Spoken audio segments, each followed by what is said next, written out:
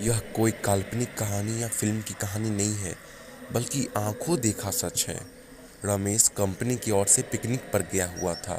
Picnic शहर के बाहर एक रिजॉर्ट में थी। पहले कंपनी के लोगों ने क्रिकेट और अन्य खेल खेले। उसके बाद रिजॉर्ट में ही बने वाटर पार्क में चले गए।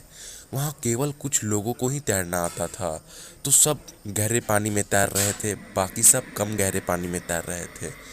रमेश के दोस्तों ने एक शर्त लगाई, पानी में एक सिक्का फेंका जाएगा और जो सबसे कम समय में सिक्का ढूंढ के लाएगा वही जीत जाएगा। सबने बारी बारी से गोता लगाया, मगर किसी को सिक्का ना मिला। अगली बारी रमेश की थी। रमेश भी कूद गया, लेकिन पानी में जाते ही दृश्य बदल गया। उसने पाया कि जमीन 20 या 25 फीट दूर थी। नीचे कब्रिस्तान दिखाई दे रहा था। वहाँ एक औरत खड़ी थी, जो चेहरे और पोशाक से भारतीय नहीं लग रही थी।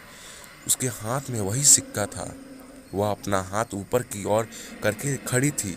ऐसा लग रहा था मानो कि वह रमेश को ही सिक्का देने के लिए खड़ी हो।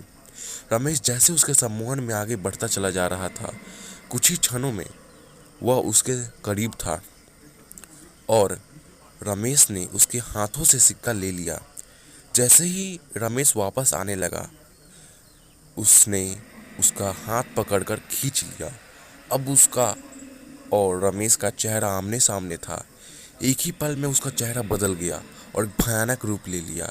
उसकी आंखों से खून निकल रहा था और उसके चेहरे पर एक भयानक सी मुस्कान थी।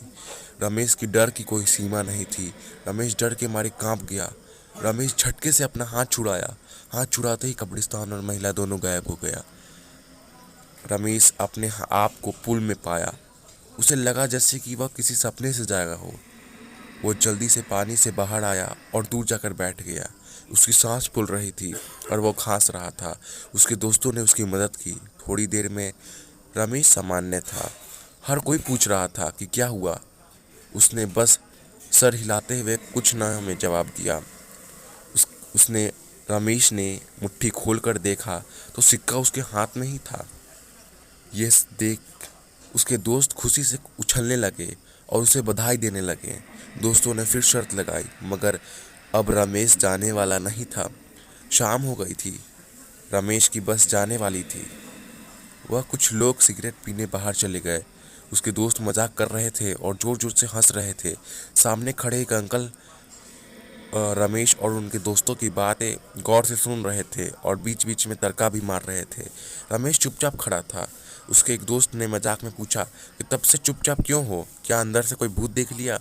यह सुनकर अंकल ने मजाकिया लिहाज में कहा कि अंग्रेज़ों के ज़माने में यहाँ एक कब्रिस्तान हुआ करता था, ज़रूर किसी घोड़े का भूत देख लिया होगा।